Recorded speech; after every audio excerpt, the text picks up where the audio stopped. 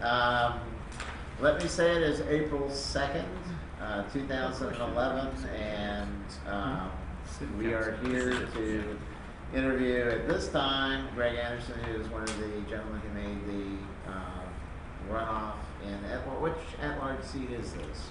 Four. So we had common questions that we have asked every single candidate for city council, 47, I think. We will ask you these questions as well, but then we'll have some specific questions that will come out of different panel members, depending upon what your answers, foolish or otherwise, were to the common questions that we're asking everybody. So I will start by asking you the seminal question, which is, what do you consider to be the core functions of local government? Right, public safety, infrastructure, primarily, just making sure that the citizens can, we have what we need from a resource standpoint, but primarily public safety. All right. Now, having done that, I'm going to throw it to Victor for question 2. What specific savings do you believe can be found in upcoming budgets? Please be specifics regarding areas and programs, and what comes to our mind, just some of them: Jacksonville Journey, Jacksonville Economic Development Commission, Cultural Council, special events, and public safety. You want to start with hard questions? The budget is going to be the biggest issue that the city council is going to face now and frankly for the next few years. And so how we approach the budget is as important as what we do when we finally make these decisions. So are there specific areas? I've gone through the budget, some of you know that, I've been through the budget, and I do that almost every day these days to try to find out places where there are specific areas. And you had specific things you want me to comment on? Or no, you tell us specifically. Like, what are we spending money on that we shouldn't, or where are we spending too much or too little? Well, I think the reality is at this point the decisions are going to be pretty tough. I mean, we're going to have to find ways to become much more efficient. That means we're going to have to look at sort of a reconsolidation. So we're going to look at more of a reconsolidation of the government. When we consolidated this government, we believed that it's more efficient to do things with one unit as opposed to multiple units. And so now what we do is, several years later, we find ourselves having separate human resources departments. We have separate IT departments. We have multiple functions, and we can't afford that anymore. We've got to find a way to reconsolidate that. So that's what I want to do. Is I want to find areas where there's a duplication and try to bring those together. That matches up with some of the mayoral candidates as well. Specifics on the Jacksonville Journey. There's some really good things that happened out of the Jacksonville Journey. I talked to the school superintendent, and some of the things like the in-school suspension. I think that has a really good return on investment for the taxpayers. You've got kids who otherwise would fall behind in their studies, and this provides a good way to keep them motivated towards their classroom. So there's something we're going to have to re-examine, I think, the journey too, to make sure that we understand what parts of the journey are really, really working, what parts maybe can be moved into another function. There are specific areas that I've been looking at, and we want to look at things like the law library. It's not a very big amount of money that we're spending. It's $300,000 or $400,000, but can we consolidate that into the regular library system? And are there any savings? The things like the Human Rights Commission. We need to look hard and see if that function, it really needs to be funded at the same level that it's funded right now. So it's a matter of really going through line item by line item and trying to find some savings. What about Jacksonville Economic Development? Right. The JVC. Yes. Yeah. I'll be honest with you. I haven't spent as much time on that specifically as I would like to. I do believe that we need to be a city that's attractive to companies that want to relocate here, but we've got to be very careful in how we present those packages. I'll be honest with you, I haven't had a chance to really dig into it yet. I don't know. What, cultural council, special events, what are, The Cultural Council is a pretty, I was the president of Riverside Fine Arts. I've got an understanding of the nonprofit world. I've worked in the nonprofit world, for a long, long time. And I truly believe that when you take the dollars, the minor amount of dollars that we provide to those agencies, they do a tremendous amount of good with that. It's about $3 million a year on a $1 billion budget. And so, I'd like to see us continue that. I don't know at what level of funding, we can do that, but we need to make sure, so here's the sidebar, we need to make sure that the organizations that we are funding are doing the things that we want them to be doing. And that they have a plan to ultimately become sort of self-sustaining. You can't just keep funding a program forever. all right, that's it. Thank you. All right. All right. What do you believe is the solution to the city employee pension problem? That's on everyone's lips. And what steps would you take as a council member to work toward that solution? It's the mayor that's going to do the negotiation, but what role can you portray? Sure. Okay. Let me start with the second part first. In my mind, I'm a financial guy. I'm a banker. I've been a banker my whole life. I'm probably one of the few people that actually has had accounting classes in pension accounting, which, by the way, you all ought to have. It's very interesting. So I understand pension, the problem, but I look at it from a numbers standpoint. And so what I would like to do as your city council representative is really dig into the numbers and get the truth of the matter. So, for example, there was an article that said we were $1.6 billion underfunded, and there's the other people who say that we're $800 million underfunded, and now we're $600 million underfunded. We need to find out what the real story is. What I can do as a city councilman is really see the truth. That's the first thing. The second thing is, what can we do about it? Well, what you can do is you can look around the nation right now. This is a big issue, not just for Jacksonville. It's a big issue really for all the municipalities. And what they're beginning to do is to look at new hires and say, if you're going to be a new hire, then your benefit package might look a little different. So that's one thing that we can do. We can do that, I think, pretty quickly, and that's a helpful thing. It doesn't solve the problem, but it gets us moving in the right direction. The second thing is we're going to have to look at the benefit package itself and make sure that it's even though it's as competitive as it needs to be, but we need to make sure that the contribution levels for the employees are adjusted as well. So we're going to have to look at a lot of things. At the end of the day, this discussion needs to be more about how we make sure that the retirement is there in the future. And I don't know if you saw the article.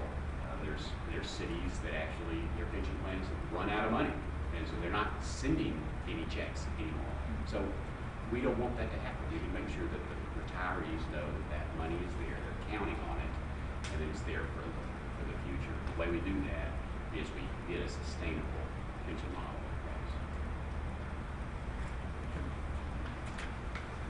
Are there any fees that have been put in place by the current government and you would attempt to reduce or remove, and how would you cover any revenue shortfall that results? Yeah. The question is about fees. The fees that were put in place over the last couple of years were the garbage fees. Those are the ones that kind of drove me crazy a little bit. So the bottom line is we've got a $60 million deficit, and so we're going to have to balance that budget in some way, shape, or form. Anytime we take money away from our citizens, anytime we take money away from our citizens, that means that we have to be so very efficient with it. Because if I'm taking money out of our citizens' pocket, that means that I believe that I can spend it better than they can. That's a pretty high test we need to make sure that we're as effective as possible. Those fees, you know, to be honest with you, I'm not sure about the fees. When I did an analysis of the fees, the bulk of the fees were the solid waste fees. They changed a lot of fees that were, have you gone through and looked at them all? Have you seen the fee? They changed them about a year ago. Have you seen the package? I don't know if you've seen it or not. Y'all seen it probably, right? They changed stuff like how much it costs to rent a ballpark, and you know, how much the teams pay for uniforms, and how much you pay for tennis lessons, things like that. Well, that stuff has to be able to be decided by people who are kind of on the ground. The bulk of the fees came from the solid waste, which you know, it was what, 90% of the raise it was. I don't know particularly the way that was done, but we've got a $60 million deficit.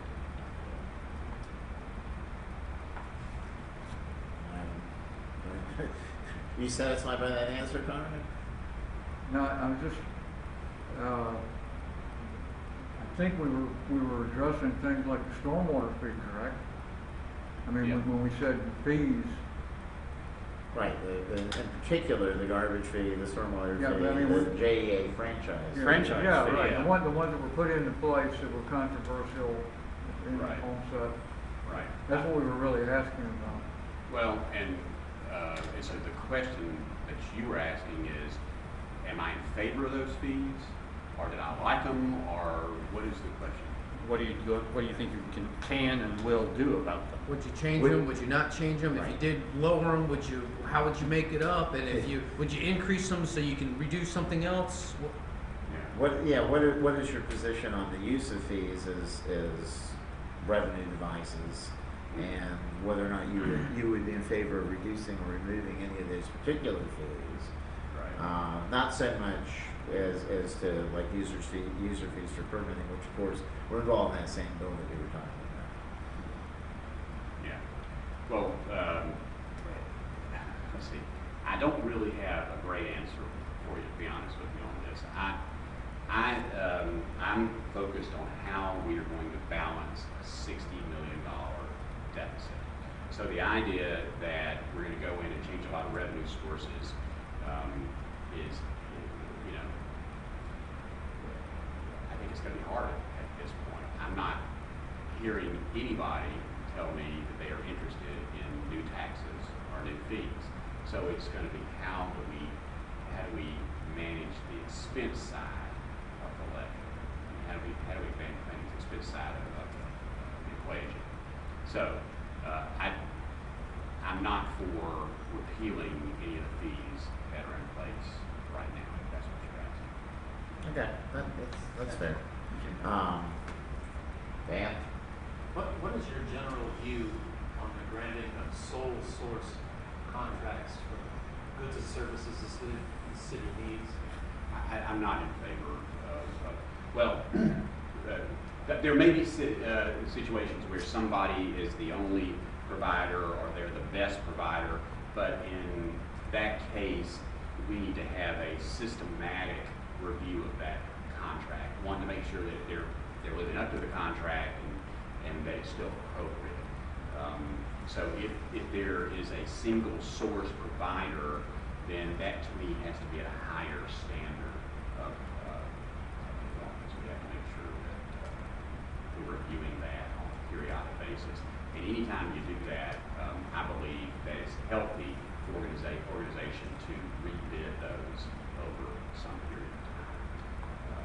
It's just, I've seen that from a business standpoint. We just need to sort of have a scheduled rebidding process. Is there a dollar figure above which the contract would be required to undergo the request for proposal process? I don't know the answer to that. It has to be a number that's sufficient enough so that it's not, inefficient to go through that process. I've been on the other side. I've filled out the RFPs before, and I understand how complicated they are to fill those out. But there probably is a number, but any of the contracts that the city enters into need to be managed. And for the last 4.5 years, we've looked at, I've been working on the True Commission for the last 4.5 years, and that to me is a repetitive thing that comes up when our government enters into a contract. We need to make sure that they have somebody within the administration who is appointed to manage that contract and make sure that it's being fulfilled in the way it's supposed to be. Did I answer your question? Yeah, I think so. You would, of course, propose a list of preferred vendors from which you sought these bid contracts. The city council would? Or you would hope that there would be one. Sure, yeah, qualified bidders, yeah, sure, yes. I mean, I think we certainly need to go through that process to identify who those qualified bidders are, absolutely.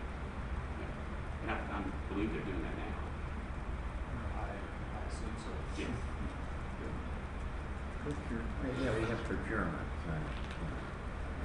Not centralized enough. Yeah, yeah. I mean, to me, that's the place where we can really make headway, is to make sure that the contracts are being, being managed in a way that we can avoid a lot of mistakes. Well, let me ask you, if you're elected, what would you do to encourage and promote transparency in government, public access to government, and public participation in the process, the legislative process in particular, the city council? As a member of the True Commission for the last 4 years, that's something that's been a consistent theme of mine. And I was the chairman of the performance subcommittee, and you look back a couple of years ago, we actually put together a resolution calling for increased transparency. So we made recommendations that the citizens begin to be more involved in the budgetary process, and I think that, along with the JCCI study, you began to see these budget workshops. So to me, we've got to continue to get citizen involvement in the budget process. The budget workshops are a great step forward, but we've got to go further than that. If you look at some of the other cities that we examined in this review, they actually provide what was called citizen-led budget. They call them citizens budgets, and what it does is it allows the people who are paying the bills to value the services that the government is providing for them. And they do it in surveys, and so once a year you'll see, like Charlotte will do this. Once a year you'll see their citizens will sort of say, yeah, the thing that most important to me is that we cut the grass at the parks, or pick up my garbage on time. Those are the things that we value. And I think we've got to get to that point. We've got to get to the point where we can actually get that input from the citizens in a better way than we're getting it. I'm 100% for transparency. Transparency generates trust in government. Trust in government generates the ability for us to operate in the most effective way possible. And just as a quick follow-up on that, Councilman Bishop had complained that the budget was essentially impossible to understand, and that it was shifting from year to year in ways that prevented council from being able to even thoroughly understand it. I mean, would you be generally in favor of the kind of proposal he had to try to reorganize the budget? Yes, absolutely. I haven't seen the specific proposal, but I can tell you, within very few weeks of taking office, this city council and this new mayor are going to be dealing with a budget that's not really theirs. They're trying to make decisions based on really something that's another person's product, and it's a very difficult thing. And so I think what you've seen over the years is that the ball has kind of been kicked down the road. That's why it's so important for organizations like yours to stay involved, to really point out places where government could be more efficient. And so I believe the whole budget process needs to be reworked, rethought. I'm personally in favor of a multi-year kind of budget process, because I think that gets you to a place where you can begin to look at functionality and services in a better way. than just looking at the numbers and how are you going to move this number. That's kind of where we need to go. Okay.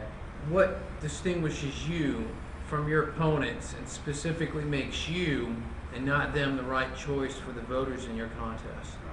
Yeah, I'm the only candidate in my race who has any true financial background. I've been in the financial services industry my entire career. I've got a bachelor's of business administration with concentration in finance. I've got a master's of art. I've got a certified cash manager. I'm a certified lender. I understand accounting. I understand how budgets work, and I have seen best practices through my entire career. I can bring that to the table. That's the first thing. Second thing is, if you look at the challenges that this city is going to face, it's almost exclusively going to be related to how we match revenues and expenses. That's really what it's all about over the next few years. And we need people who can hit the ground running. And so I'm the candidate who can do that. The second thing is that I'm a lifelong Republican. I'm a lifelong fiscal conservative. I have never changed my position or my values. And I believe that over the long haul, you can see the decisions that I've made based on those values. Right. Yeah. Assuming the CDC was concerned taxpayers were to officially endorse you, what actions, if any, would you take to inform the public, the electorate in particular, of that fact and that endorsement? It would be on the mailers, my website, anything I can do. That's purely information to us. That's not a deciding I'm element. not, but you're asking what would I do to yes, let and everybody I know just that? I just wanted to clarify. That's not a qualifying question for the endorsement, but we just want you to communicate to us how you would further I would that. love to. I mean, I would love to have your endorsement. I've seen you. I've worked. Y'all seen me, as a matter of fact. Y'all probably seen me in action more than a lot of folks. So I would love to have your endorsement. So, gentlemen, you got any follow-up questions? Yes, sir. I would just like to ask you, why would you want to run for city council and jump in that hornet's nest? Thank you. Most of my friends and my wife ask me the same thing. So the question is, why would I want to get involved in this? This kind of sounds funny, but I really feel like I'm called to do it. And that sounds like a funny thing to say, but I got to a point after working on the True Commission for 4.5 years where I believe that unless we get good people involved in the process, nothing ever is going to change. What I mean by good people, I mean people who are motivated for the best interest of our community. I am not a career politician. This is the first time I've run, and if you had told me 2 or 3 years ago that I would be doing this, I would have told you you were silly. But I got to a point where I felt like we had to get the right people with the right skill set involved. I'm not a career politician. I don't have aspirations to be a career politician. What I want to do is get in and help get the financial house in order, and then so for me, it's a matter of service. And then I got to, just a little bit of, and if the fear of all the other stuff kept good people out, then that is not the right thing. We've got to get good people involved. That's not enough. So I jumped in out of a real desire to help make our city better. And that's how I judge myself. If I get involved in an organization like the True Commission or Riverside Fine Arts, if I leave it better than when I started, then I've done a good job. And that's what I want to do. I need y'all's help. I have a follow-up, if I may, and this is almost a superficial, almost to a certain point. I appreciate and value your expertise in evaluating all these things, but like when we do our budget at home, we can't look at, well, it would be nice to do this, it would not be nice to do that. That's valuable, but it doesn't matter how valuable it is. When you get to the end of your checkbook, you're done. Right. And the government, locally, nationally, globally, doesn't seem to know how to do that. how do you perceive your view, even no matter how good it is, how are you going to draw the line, and can you draw the line that there will be, this year, there will be no money for this? And do you think that we are at that point? Well, that's the question of the year, really. That's the question for this cycle. How are you going to make that decision? So the bottom line is, I'm a banker, and I know that just because you got more checks doesn't mean you have more money. And that's the world we're operating in right now. And so, you know, just like my household, I have to make decisions based on how much I have to spend, not the things that I'd like to spend it on. And so that's how we're going to have to make those decisions. It's a matter of allocating the resources that we have the best manner we can. From my standpoint, I haven't had anybody since I've been talking for the last 6 or 8 months who's raised their hand and said, please raise my taxes. Yeah. I haven't had any of that happen. And so to me, the message is loud and clear, and that is that the citizens need to understand that services, you prepare for service cutbacks. There's going to be cutbacks because that's what they're telling us they would rather have. They'd rather have less services and keep our taxes down. So it's going to be, how do we allocate the funds and make best use of the services? The way that I look at it personally is it's a return on an investment. So, you know, if we're going to spend money on a particular project or a particular initiative, then we have to be able to show that it has an absolute positive return for the citizens. It has to be within a fixed period of time. It can't be forever. And that's how I'll make those decisions. Tony? Greg, I've observed your work on the Truth Commission, and I've acknowledged your work to your colleagues and your ability to do that. The example you used about the journey, I hope you research that, because Dr. Hatton, who is a member of the Oversight Committee, the Journey Professor at UNF, his students did a study of this process, and he publicly issued a statement and published in the Times Union that the very project that you're using after school was not working, and that they wanted to abolish it. So you need to be in that position. The second part is, What's that? In-school Dr. suspension? Hatton, yes. In-school suspension? Dr. Hatton, and he's the one from UNF, and it's his students who did a year-long about the justice and the law enforcement part of UNF. And you ought to talk with him about that process, because that's After this, his point of view about that. Sure. The next is, I appreciate that you're a seeker of truth. Yeah. Seeker of the truth. Yeah. I appreciate that you're going to work on efficiency. You didn't use the word waste, but those are common terminologies. But what happens, those take a period of time. You don't have time. You're going to have to make some decisions about cuts. At what point do you think you ought to be able to determine and to tell us what specific cuts you are going to make? When are you going to be ready to make that decision? And why shouldn't we expect you to know that by now? what specific cuts? What 6 million plus is probably going to be more than that, because the tax collectors, property appraisers tell us we might have a larger shortfall in that area, since 47% are going to go to the water. And that figure's raised, so that means we probably got the old property back. At what point, we're looking, I think, we as concerned taxpayers are looking for you to have the specific items that you're going to tell us you're going to cut. At what point are you going to get there? Once I see, I've been looking through the budget, Tony, and once I see the presentation, the new presentation, I think we'll be able to kind of look through that. When the mayor presents it, which is coming up fairly soon. Have you looked at the budget work? Have you seen the budget the mayor's got? I haven't seen, well, I've seen I've seen his 5-year budget. I've tracked that 5-year budget, but I haven't seen the new. Hasn't released it Have yet. you It's used it? 2 weeks away still. Is that the same one that is the 5-year budget?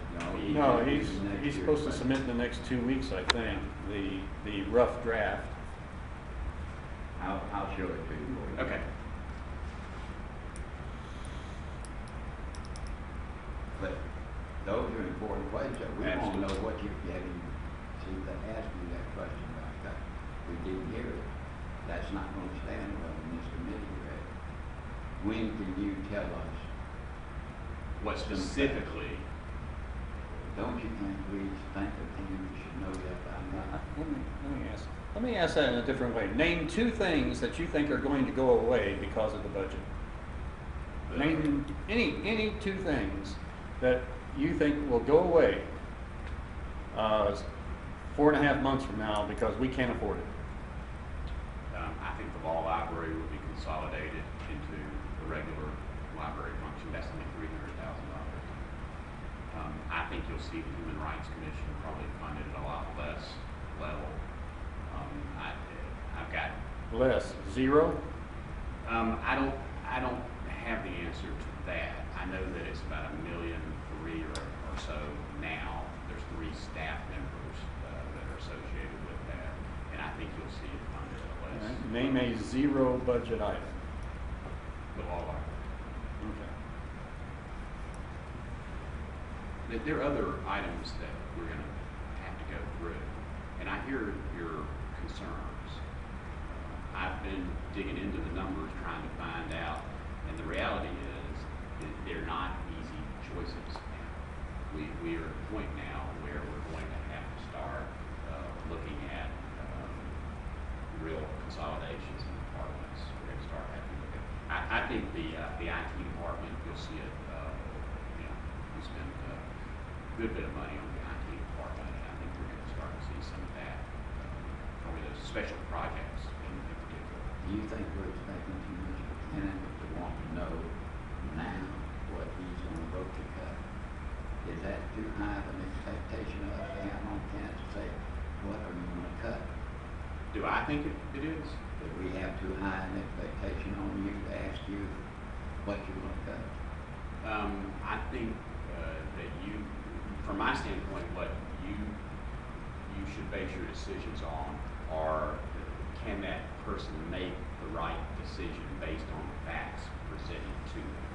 I don't have the facts in front of me, and so hypothetically, you're asking what I would do, and I'm telling you that I've dug into the books, I've looked at the numbers, and $60 million is a big number, and we're going to have to find, we're going to have to do a couple of things. One is we're going to go through, we're going to try to find specific areas where we can either privatize or reduce duplication. I think it will generate some savings in that way. But you're right, you've been doing this for a long time. It's not an immediate thing. It's going to take some time to get that put in place. And in specific cuts, I'm not really at a point where I can talk about. Well, I guess the point that everybody is making here is that you have a 2 months advantage over the other candidates in the race that interviewed with us back at the beginning of February. I don't know why it is that we couldn't manage to connect up with you before now, but it's a matter. I mean, but it's a matter of fairness, and in each of these races, we're giving another opportunity to the people that passed up before for whatever reason to come and talk to us. But I think there is a price to pay for that, and I think he's exactly right, which is that having had another 60 days on the ground to sort of learn some of the craft of what you're going to have to be doing 3 months from now, there's a higher expectation there as well. And we're not, while we're comparing candidates against each other, and in some races there might be a different standard from another, for sure, we're also sort of comparing everybody to some kind of theoretical ideal, which would be somebody who, while not being an incumbent, is somebody that could say, for example, The cuts that the library is proposing to make in the next year are good, bad, or indifferent. I think it should be more, I think it should be less, I think whatever. And so if we ask you a question like that, unlike the question we could have asked you 2 months ago to anybody, I guess we're sort of hoping we could get an answer. So I'm going to ask you that specific question. I mean, the library, simply because the library is just in the last couple of days, they proposed a $5.6 million reduction in their budget in order to do their part as part of the $60 million shortfall.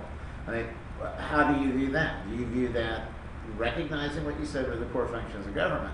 Do you think that the library system would be doing enough by having $5.9 million reduced from its budget in the upcoming year, or that's not enough, or would you, for example, propose, if necessary, closing the entire library system? I mean, that's the kind of question that we're trying to ask in the environment that we have. So I'm asking you that question. Well, how do you feel about the library's own proposed budget changes? Right. I think I haven't seen their proposal, so I'm just based on what you're presenting to me. I think that's great. I mean, we are going to have to reduce the budget, and the library is $41 million of that, so that's a good start. How I believe that gets done is we're then asking the library manager or the board of directors to begin to make those decisions about how they are going to choose to reduce that. So as far as whether the city council gets involved in the decision to buy DVDs or not to buy DVDs, that to me is silly. It's really, we got to let the managers manage that. So how do I feel about their offer? It's great. I haven't had a chance to look at it and compare it to the other parts of the budget, and I'll do that. Let me ask you to elaborate too, a little bit on your answer about the cultural council. Right. And their $3 million budget, as to why you think the taxpayers ought to be paying for arts, sports, theater tickets, rather than the user. What is it in your philosophy that says we ought to confiscate money from other people to pay for other people's entertainment or their culture? Elaborate on your reasoning about that first. Sure. It's very difficult philosophically for me to look at this, but what I believe is that we as a community, the citizens, do value some of these cultural activities, and it makes our community a better place. So to the degree that the citizens believe that this is a good and important part of the budget, then I think as long as it makes sense that we can support it. We probably won't be able to support it at the same level we have supported it, but we should be able to support it somewhat. More important than library hours? It's hard for me to make a call on what's important, cultural council versus library hours. What I believe is that we've got to have the right managers in place to make those decisions. So, for example, well, but it becomes a political decision when you're running at large, right? And when the Maxwell branch library is proposed for closure, and then all the branches would be open only 40 hours. I'm just going to educate you a little on what that proposal is that the library has. If you're still taking money and funding the symphony, say, I mean, yes, you're right. There are certain citizens that are interested in having the Maxwell branch library open, as versus whether or not the symphony is receiving a subsidy. But this is a political decision. It is not a departmental managerial decision. It is something that you as a city councilman, together with your fellows, are making a political decision because you're valuing the concerns of one citizen or group of citizens over that of another. And that's why we asked you that question. So, and I'm not saying that you necessarily have an answer right now, but I think it's fair to say that this is something that you know, we want to know what your thought processes have been and where you're headed, because again, this goes down to core functions of government, because you may recognize that public safety is the ultimate core function of government, but apparently there are, you know, levels of Hades, so to speak, that radiate out from there, and you know, some things have to be considered more core than others, even if they're not, you know, the preventing anarchy in the streets. So that's why we asked that question. Where does the cultural council come down as versus library hours? I mean, I think that's a very fair question. I think that's something that every single city councilman has to have an answer for. And these things have already, there's already been tons and tons and hours of literature on public goods and non-excludability and what criteria satisfies basic government functions. You know, so these aren't just, this isn't just the committee or this group's own personal view on what public goods are. The charter is very specific. Well, and we all have our own independent ideas on exactly what ought to be funded by the government. Clearly, I mean, we're not going to agree at all. I don't think any one of us would completely agree on that. But we would like to know from our candidates just exactly where they fall out on that spectrum. Yeah, So, and especially recognizing that there's limited amount of funds and these things have to be prioritized. And at the bottom of the list, when you don't have any more money, you either have to, they either are such a priority that you have to raise revenue to pay for them, whether you get it from the users of it or just generally across the whole entire city, or you don't pay for them and they go away, or you transfer them to a nonprofit or some other group. But that's, we've got to get there from here. and That's we're going to asking happen. you this because you're a bright guy. And we Yeah, recognize especially that. with your background. Some candidates we've had in here, this Have is not no a conversation we could have. All right. I'm gonna turn It's this a off. very Come on, interesting. no. Are we still taping or? Are we- Yes, still we're taping, taping. but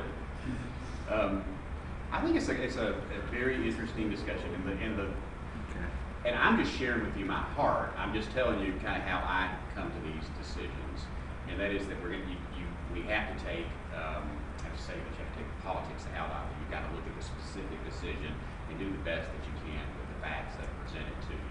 So what we know is that we are going to be faced with a big budget deficit.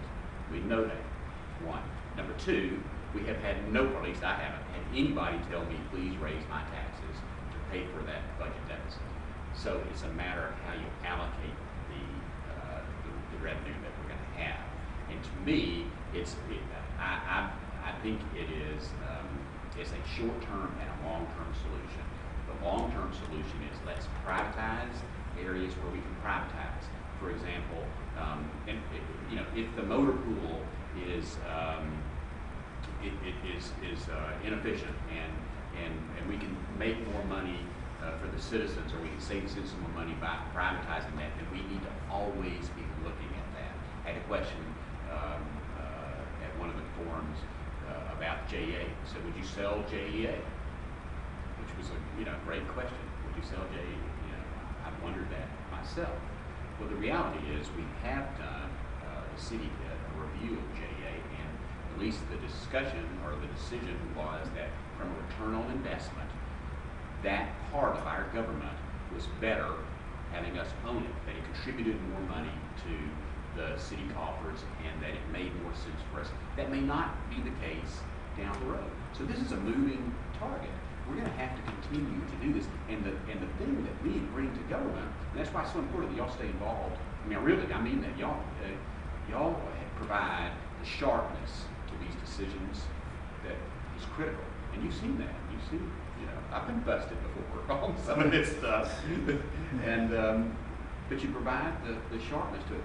What it means is that we are continually molding this government so that it can be as effective as possible. What we decide today may be different in 4 years based on the needs of the citizens. And so what we want to do is put in place the process to make sure that decision-making process is continual, and we're always judging what's the best interest of the community. well, and then let me ask you. I mean, you said something about trying to take the politics out of it, but Yeah. if you're not getting lobbied already by people whose ox would be gored in the upcoming budget, you certainly will be heavily lobbied by them, and very soon. So how do you intend, if you can, to try to minimize the influence that these people and groups who are, for the most part, well-intentioned, are gonna have on you in making those decisions about the kinds of cuts that are gonna have to be made and where they're gonna fall, whether it's, on stuff that common folk use, or whether it's on things that a certain elite may use. It's a great question, great philosophical question. How do you make sure that you're always sort of solving the truth? When you have to make sure you remember, in my mind, who you're working for, and we're working for the citizens. That's what we're doing. So we always got to make sure that any decision that we make is in the best interest of the citizens who are paying. That's where we start. The second thing is we solve for the truth, and I'm a banker, so I'm a politician. I find that the numbers give me a reference for judgment. So for me, I'm always going straight to the numbers, and that's just the way I come to this decision process. Is I look for what's the best interest of the citizens, what we're gonna, and then we look at what the actual numbers are, and then we try to make the best decision we can in that process. That's the way I come to it. I solve for first figure out what the known is, and then begin to sort of piece through the unknown and make the best decision for the citizens. That's what I try to do. Anybody? Nothing I need to elaborate on, but before the numbers, we need to talk about it all, whether this is a government function and that necessity, and have made that priority. And that's what we're struggling with, to find out what the priorities are and where the cutting list is. And I hope maybe that you can make that determination before you're elected. Before elected. Yeah, you introduce yourself to the ad hoc committee and what they are requiring. And we went to their meeting, and they have already made known to the finance departments, give us your numbers now. We're going to begin prioritizing everything we're doing in the central services. We're going to literally assign a priority before we even hear from the mayor, because the moment we hear from him, we're going to overlay that with what's important, and we're going to say, oops, you missed the ball, or, oh, okay, your number is good. They are right now, 10 days from now, going to start laying in a grid of priorities, and we're not hearing that anywhere else, and that's frustrating. Some of the counties downstate in Florida, their biennial, they're already putting together the numbers for this year and laying down from those numbers the grid for a year from now. Yeah. They are literally, That's smart. they are literally laying a grid of priorities in place. I don't see any evidence of that grid of priority in place. Well, then we need to fix that, because that's exactly what has to happen. And that should, that's, I think that's what we're asking for. What is your grid? What I would of- do, yeah. I would do budget year 1 and 2, and you sort of set the budget for year 2 and year 1 at the same time, and then you basically adjust it based on what the revenue expectations are. So that gives you the time so that we can begin to do some of this discussion. I know what they're looking at. They're looking at internal service funds, and I have read their minutes, and I've been staying up with what they're looking at. Internal service funds. They're moving you $1 million. they're moving. $1 million budget. Okay. Yeah, it's a good place to start. All right. Anything Conrad. you want to tell us? Well, let Conrad got a question. Oh, yeah, his closing comments. Okay. Now, under the question of transparency, I've had an ongoing question I've been trying to reformulate as we go through the candidates. It's very off-putting to aggrieved citizens many times when they have to approach City Hall, particularly the first time, when they have a problem with the various entrenched and layered bureaucracies, it can be very adversarial, and it can, you know, they immediately go to an intimidation factor towards the citizen. We've had counsel, when I've tried to ask this question before, when I asked about a way to provide a step up, especially for the neophyte citizen who's never had to approach something like this before, the first response out of the regular city council members is usually that's what they're there for. But yet, most people who have been through a situation like this know what the response level is if you have an unpopular issue that you're trying to get someone to put light on and take an interest in. And along with that, the ultimate hammer that the entrenched bureaucracies are famous for using, if it gets really uncomfortable, is they will refer you only to the general counsel's office, who is the worst of all because they don't mind telling you that they don't have to deal with the citizens who pay their salaries. And that is really off-putting to the taxpayer of Duval County. My question is, I've been trying to, would you have any ideas of a way that this could be made a more user-friendly process for the aggrieved taxpayer, property owner, citizen? No, I mean, it needs to be user-friendly. It needs to be open. You know, what I want to do is make sure that I'm out in the community talking to organizations like yours, talking to citizens. I do that every day, and so you know, we need to make sure that it's as open as possible. And if there's specific areas that are of concern to you, I'd love to help you with it. What I started out in the original form with was the idea of an ombudsman who would deal with that. They have 3 ombudsmen on city payroll now who deals primarily with minority contracting problems, et cetera.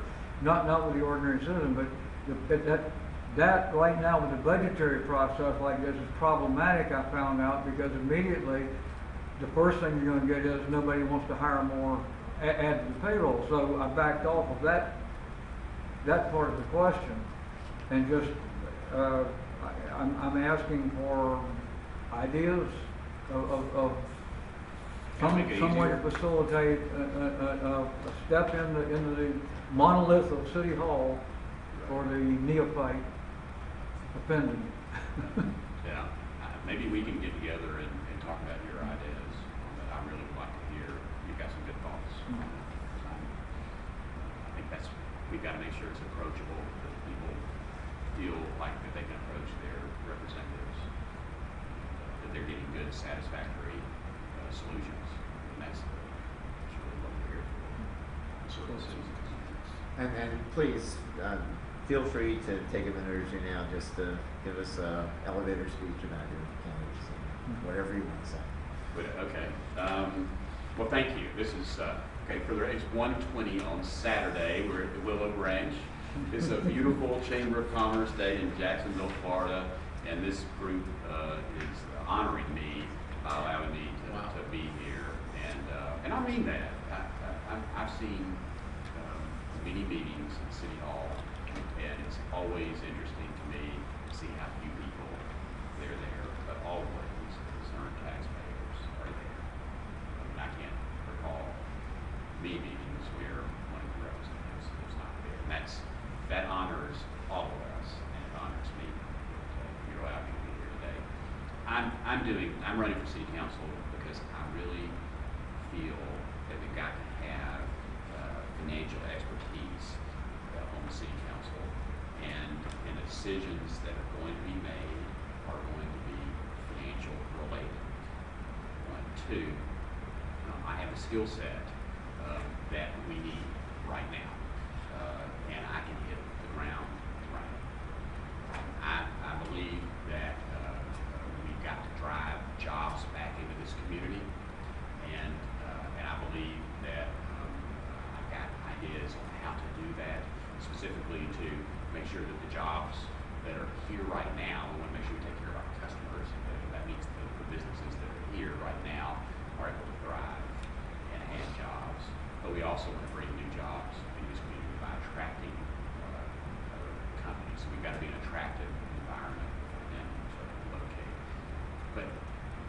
differ from my opponent and from several other candidates because I understand how you do that. I know how you bring companies. I do that in my job today, and I want to be actively involved in driving jobs in the community by recruiting, by working with the organizations to bring those companies here to Jacksonville and grow this community. So I thank you for allowing me to be here on a Saturday at 1:20, especially since y'all haven't had lunch yet. And so, and I look forward to working with you. I would appreciate your endorsement